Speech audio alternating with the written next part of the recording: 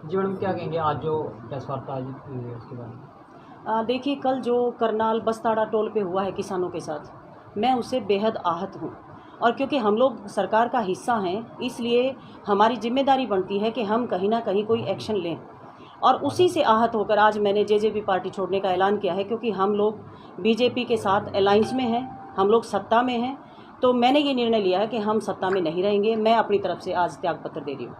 क्या कारण रहे जी? आपने कहा किसान आंदोलन आप पहले भी जुड़े रहे हैं, तो आज ही क्यों, उससे पहले क्यों नहीं आपने किया? नहीं, मैं शुरू से ही जुड़ी हुई हूँ और हमारी कोशिश थी, क्योंकि दुष्यंत जी का भी ये बयान आया बार बार कि हम प्रधानमंत्री जी से बात कर रहे हैं, हम गृह मंत्री जी से बात कर रहे हैं। मुझे लगा कि कहीं ना कहीं ये सॉल्व हो जाएगा, क्योंकि मैं भी चाहती थी कि मध्यस्थता होकर इस मामले का सॉल्यूशन हो जाना चाहिए था, लेकिन अब तक हुआ नहीं।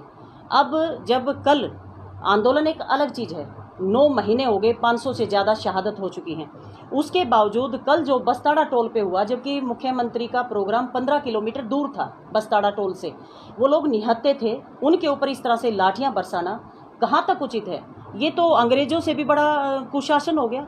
ये तो पूर्ण रूप से इन्होंने तो उन लोगों के ऊपर लाठियां बरसा रहे हैं जो लोगों का पेट भरते हैं। मैं उन लोगों को ये कहना चाहती हूँ, 2 दिन भूखा रह के तो देखें। और आज जब कोरोना में सब कुछ खत्म हो गया, उसके बावजूद भी किसानी चल रही है।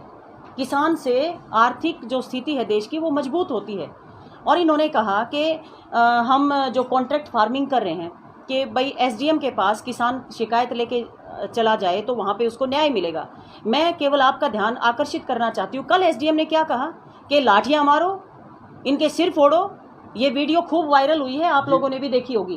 जो एसडीएम ड्यूटी मजिस्ट्रेट जो ये कहता हो कि इनके सिर फोड़ो, लाठियां मारो, क्या उनसे किसी न्याय की उम्मीद की जा सकती है? ये लोग बोलते हैं कि वो लोग न्याय करेंगे अगर आपके साथ कोई नाइंसाफ़ी होती है। तो मैं तो बेहद आहत हूँ, इसलिए मैंने ये निर्णय लिया है कि आज जेजेपी पार्टी से मैं पूर्ण रूप से अपने आप को अलग कर रही हूँ। तो किसानों पे जो लाठीचार्ज हुआ उसको देखते हुए आप पार्टी रिजाइन कर? एग्जैक्टली, किसानों के ऊपर जो लाठियां बरसाई गई हैं, मैं उससे ही आहत हूँ और इसीलिए मैं आज त्यागपत्र दे रही हूँ। तो इस बारे में आपके कोई जसपा के वरिष्ठ नेताओं से बातचीत त्यागपत्र के विषय में मेरी कोई बातचीत नहीं हुई, क्योंकि मैं कल जब मैंने वीडियो देखी,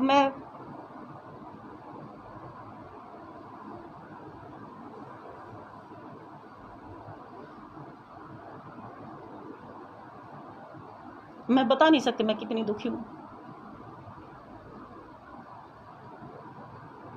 क्या वो देश के लोग नहीं हैं? क्या उनको अधिकार नहीं मिला? क्या वो आंदोलन नहीं कर सकते, अपनी बात नहीं रख सकते? क्या इस तरह से लाठियां मारेंगे? बुजुर्ग लोग बैठे बेचारे, इनको जरा सी लज्जा नहीं आ रही कि ये क्या कर रहे हैं। तो मैं इससे बेहद दुखी हूँ। मेरी किसी से बात नहीं हुई है। जब शुरू में आंदोलन ये शुरू हुआ, पीपली से जब ये शुरू हुआ था, उस वक्त जब ये दिल्ली जा रहे थे किसान, तो बैरिकेड्स लगाए गए, वाटर कैनन इनके ऊपर छोड़े गए, लाठियां बरसाई गई, सब कुछ किया, आंसू गैस के गोले छोड़े गए। उसके बावजूद हमें लगा कि कहीं ना कहीं एक मध्यस्थता होकर, वार्तालाप होकर और ये चीज़ हो जाएगी। लेकिन उसके बाद इन्होंने जब हिसार में कोई भी कार्यक्रम इनका होता है तो ये किसानों को टारगेट करते हैं। इन्होंने किस तरह से, अरे ये चाइनीज़ थोड़ी लोग हैं जिनके किले गाड़ी जा रही हैं, रोड जाम किए जा रहे हैं। किसान तो एक तरफ बैठा है, किसान एक तरफ बैठ के अपने आंदोलन कर रहा है और केवल ये डिमांड कर रहा है कि हमारी बात सुनी जाए। लोकतंत्र में आज तक कितने आंदोलन चले हैं, क्या कभी भी ऐसा हुआ है कि कोई सरकार उनकी बात ना सुने? ये तो हमें संवैधानिक अधिकार मिला हुआ है कि हम अपनी बात रख सकें, और हमारी बात कोई ना सुन के उनके ऊपर लाठियां मारे, ना सुने, यहाँ तक भी एक बात समझ में आती है, लेकिन उनके ऊपर लाठियां बरसाई जा रही हैं। क्या किसी भी आंदोलन को किसी भी तरह से ऐसे कुचला जा सकता है? नहीं कुचला जा सकता। और मैं बेहद दुखी हूँ। मैंने बहुत इंतज़ार किया, अदरवाइज़ मेरे को इस्तीफ़ा देना होता तो पहले दिन जब यहाँ से कुरुक्षेत्र से जब किसान चले थे, मैं उसी दिन दे देती। लेकिन मुझे उम्मीद थी, और मुझे ये उम्मीद इसलिए भी थी कि क्योंकि दुष्यंत जी ने हमेशा ये कहा कि मैं किसानों के साथ खड़ा हूँ, तो मुझे ये उम्मीद थी कि वो लगातार वार्तालाप, कहीं ना कहीं एक चर्चा, मध्यस्थता करके इसको सॉल्व करेंगे।